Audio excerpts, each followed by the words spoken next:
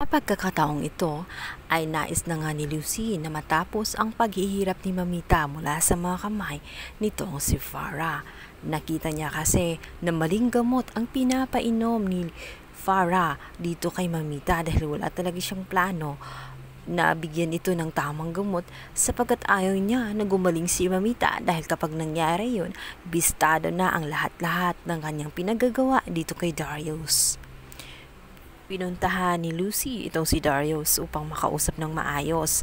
At dito nga sinabi niya ang katotohanan na nakita niya ang reseta at ang gamot na pinapainom nitong si Farah kay Mamita ay mali. Sapagkat candy lang pala ang pinapainom nitong si Farah. Kaya naman pala daw hindi gumagaling si Mamita at walang improvement kahit nakailang inom na ito ng gamot. Ulat itong si Darius at hindi siya makapaniwala sa sinasabi ni Farah as Lucy. Sinabi niya rito na napaka-imposible ang kanyang mga sinasabi sapagkat kilalang kilala niya ang kanyang asawa na napakabait at katunayan napaka-close nga sila nitong si Mamita at imposibleng gagawin lamang niya yun para hindi gumaling at ano ang rason niya upang gagawin ang mga bagay na iyon kay Mamita.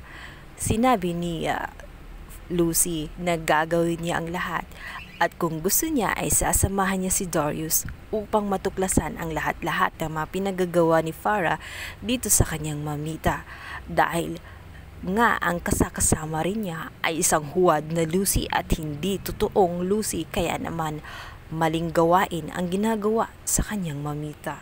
Pantalang itong si Farah ay kampanting-kampante naman sa kanyang katawan at pagmumuka.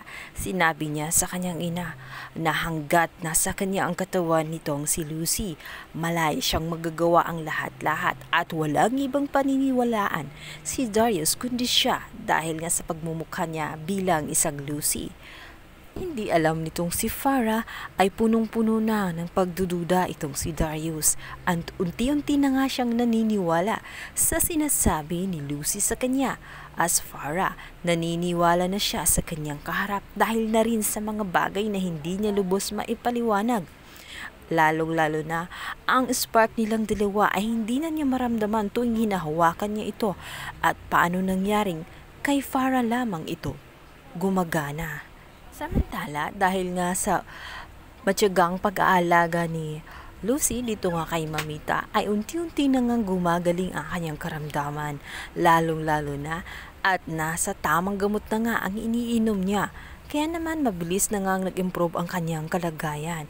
Hanggang sa isang araw magugulat na lamang sila na makapagsalita na ng diretsyo itong si Mamita na siyang ikagugulantang nitong si Farah at matutuklasan na nga ni Darius ang katotohanang pilit tinatago ni Farah sa kanilang lahat.